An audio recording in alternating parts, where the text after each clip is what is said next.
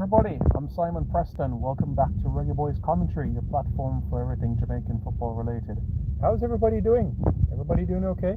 Well, certainly hope that you're okay. As you can see by the title of this video, friendly internationals to come. So you know what you need to do. Hit the like, share and subscribe button to Reggae Boys Commentary, and also use the super chat feature to show your love and support to the platform as well, and purchase a membership right here on Reggae Boys Commentary.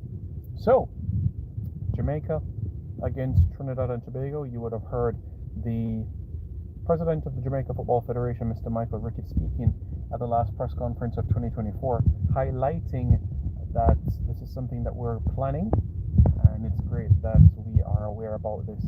February 6th and February 9, those are the dates for the matches. We know for many reasons why February 6th is so important to Jamaica. February 6th is it will also be the 12-year anniversary of our 0-0 draw against Mexico, the first time in our history that a Caribbean team was going to Mexico and avoiding defeat. And as many persons know, Bob Marley's Earth Strong is that day as well.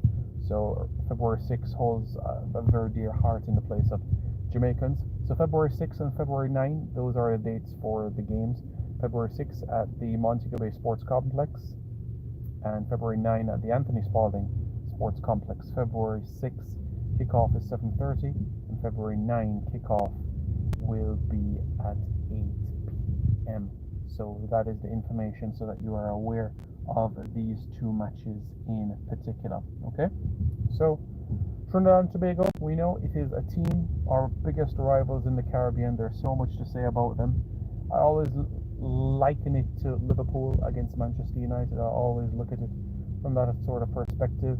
Chorus is in the chat and says, Carlington Clark, how are you?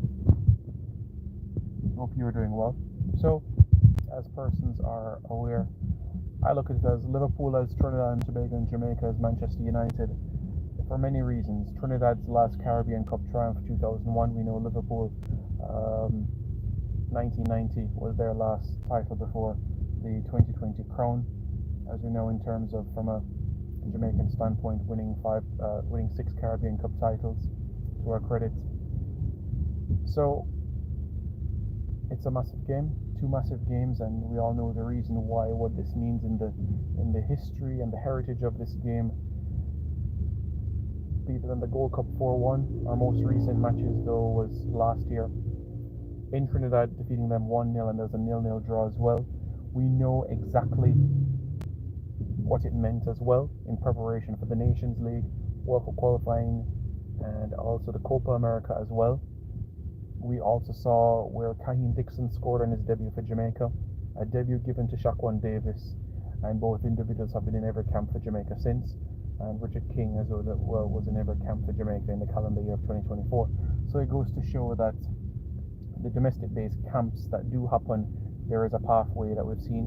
You go back to 2023, and we saw some evidence of that as well, where we saw Dijon Whisper Richards that was involved in 93% of the camps for the calendar year of 2023. So there's an opportunity that's given to players who apply their trade on the island or are based on the island as well. And now it's 2025 and a grand opportunity here as well. Carlton Clark says, I live in Mobay. You live in Mobay, fantastic, that's good. That means that you can support the Reggae Boys and you can hit the thumbs up as well. Yeah, absolutely. So that is something that you can do, and we look forward to you doing that as well. You know what I'm saying? So that would be very, very good.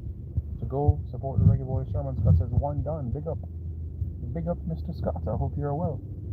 So, yeah, let me add by saying that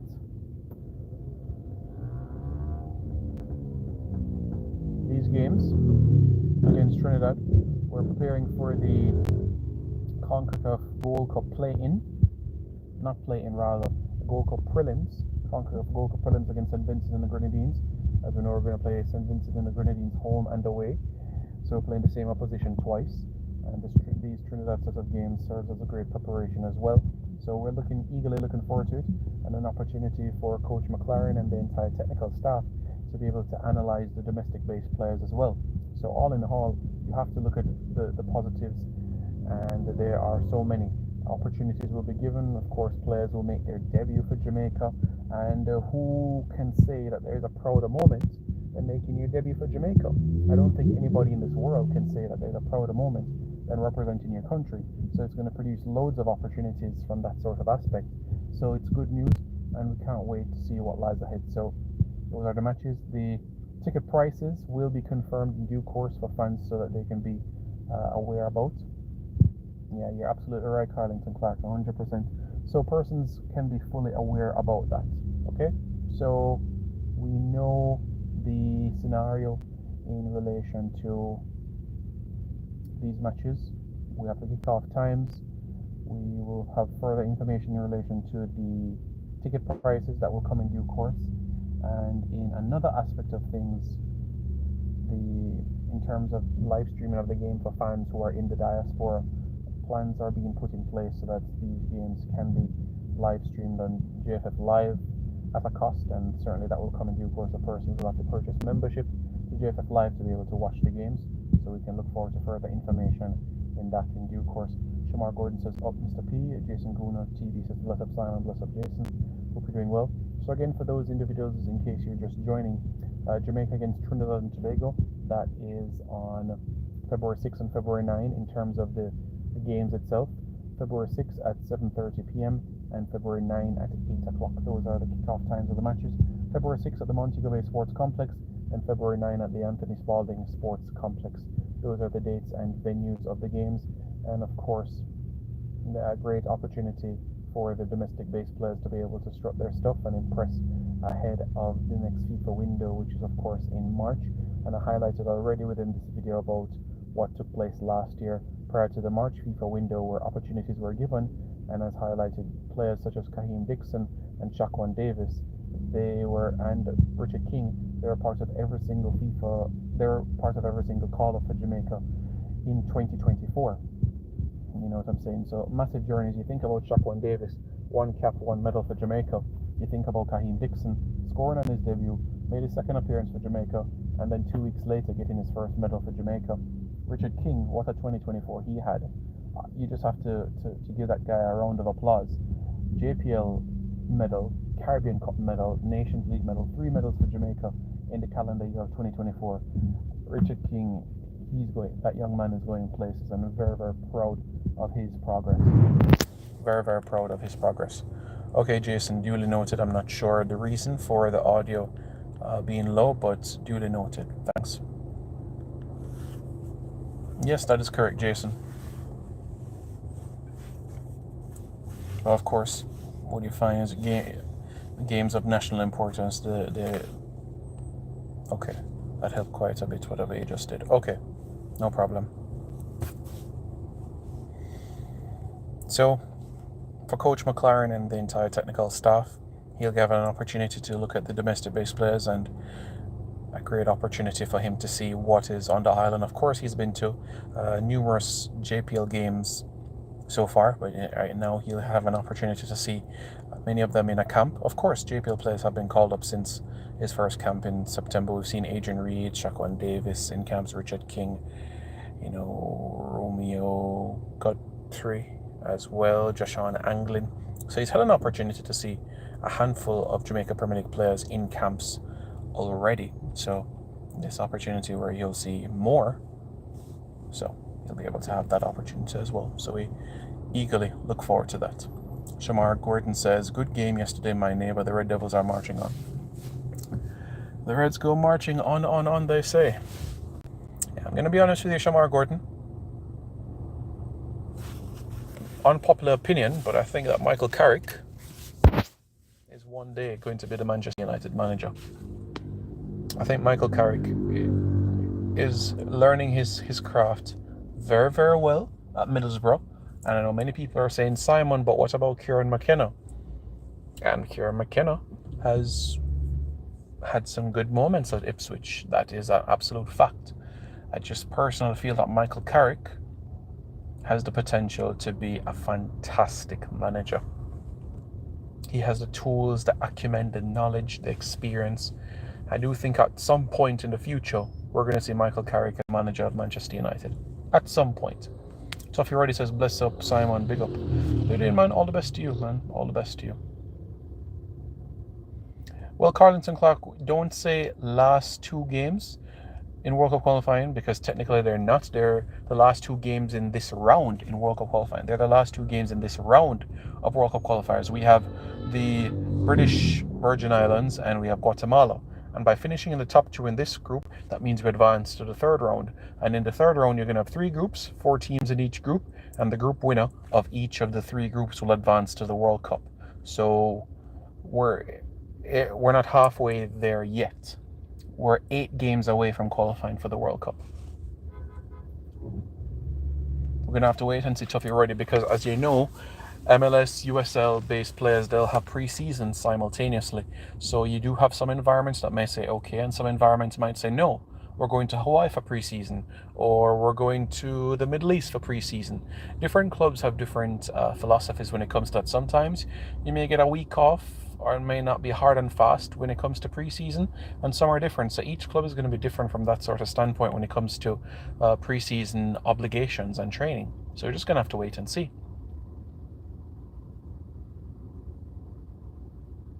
The manager you have now is class.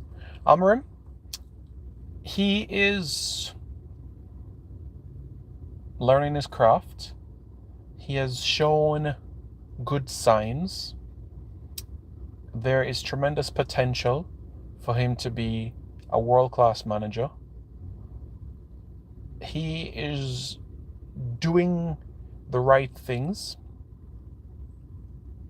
And in the same breath, Jason, he is still, there's certain things where he's learning on the job, and that is natural. He's in an environment that is different, but in time. Yeah, Carlington Clark, we have to keep up the FIFA ranking. We need to ensure that we remain within the top 3 seeded teams in CONCACAF in World Cup qualifying. So right now you have Costa Rica, Panama, Jamaica. Those are the top 3 seeded teams when it comes to World Cup qualifying. We cannot have Honduras leapfrog us in the FIFA rankings. No. We can't do that. Once we stay within the top 3 in CONCACAF seedings when it comes to World Cup qualifying, then we would avoid a Costa Rica or a Panama when it comes to the final round of World Cup qualifying. Yes, it will mean that we would have to play one of El Salvador, Honduras, or Guatemala, but it means avoiding a Costa Rica or a Panama. You're all right, Carlton Clark. We need to win the group 100%. So 6 points, and that is certainly something that we can be able to achieve. Oran Hernandez says blessings. Oran, you're from Trinidad. Trinidad is in the house, bye. Yeah. So Jason says, Simon, for the last round of qualifying, isn't the seedings going to be based on results? No, the seedings is not going to be based on the results. The seedings is based on FIFA rankings. FIFA rankings is what is going to be used for the seedings, not necessarily how you did in the previous round. Because you can have a situation where Nicaragua tops their group and Panama second. You can have situations like that. It has always been, when it comes to draws for World Cup qualifying, it has always been FIFA rankings that has been used, like that. And when it comes to Nations League, of course, as you know, it comes down to the CONCACAF rankings index. Similarly, like I explained to you earlier last year, why we didn't play Trinidad in the Nations League, and why is it that we took on Honduras twice in the Nations League group stage. February 6 and February 9, that's February 6 and February 9. February 6 at the Montego Bay Sports Complex, and February 9 at the February 6 at the Montego Bay Sports Complex, and February 9 at the Anthony Spalding Sports Complex in Kingston. February 6 at 7:30 Jamaica time, and February 9 at 8 o'clock Jamaica time. All right? So, there you go.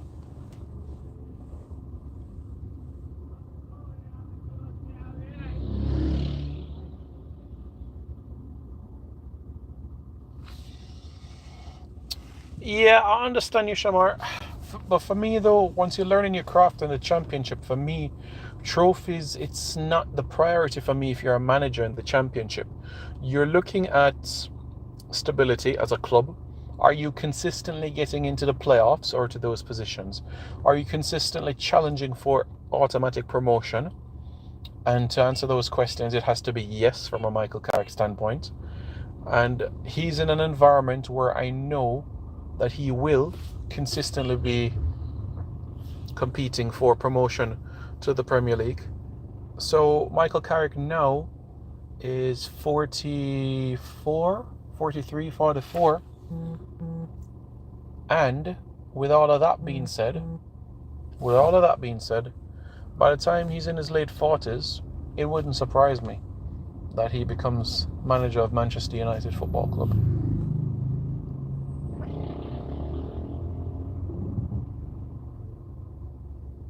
Yes, exactly, Tuffy Reddy, absolutely. So we have to top our group, yes, because winning breeds confidence, winning is contagious, and we want to ensure that our FIFA ranking is not affected where Honduras leapfrogs Jamaica.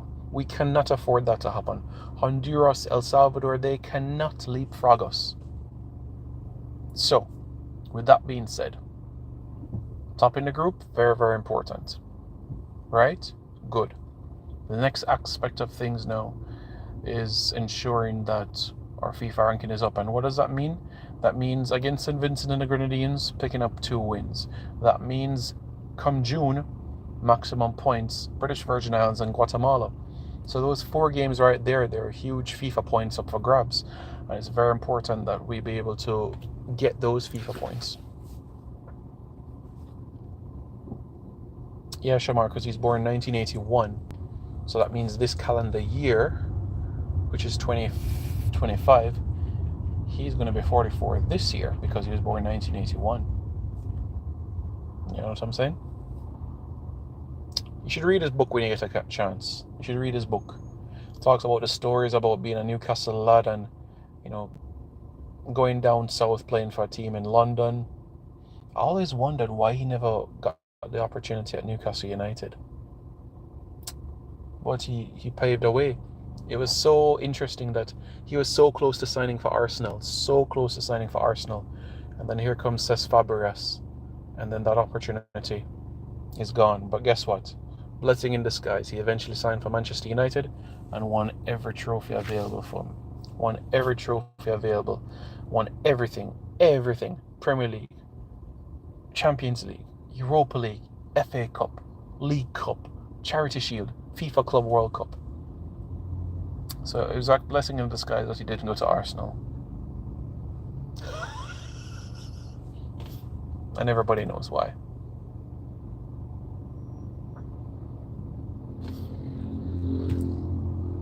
So yeah.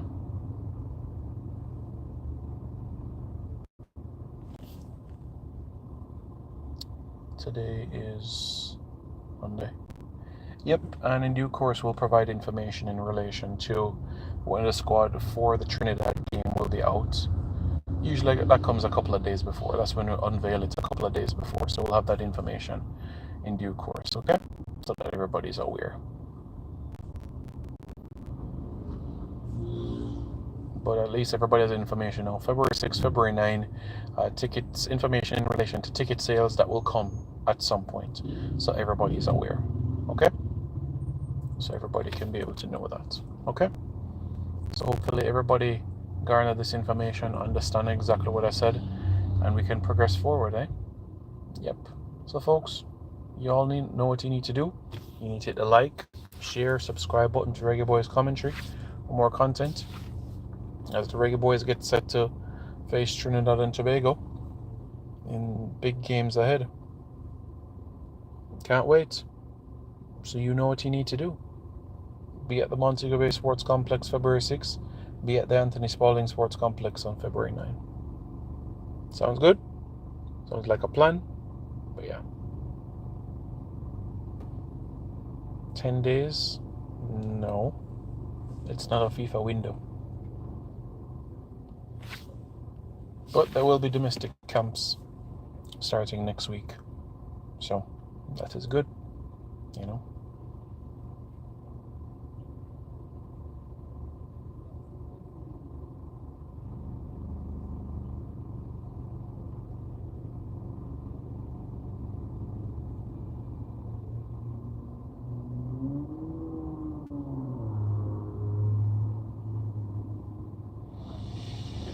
The head-to-head, as everybody knows, 26 wins, 26 defeats, 11 draws. Everybody's aware about that against Trinidad. It's dog eat dog. But we're ready. We're ready.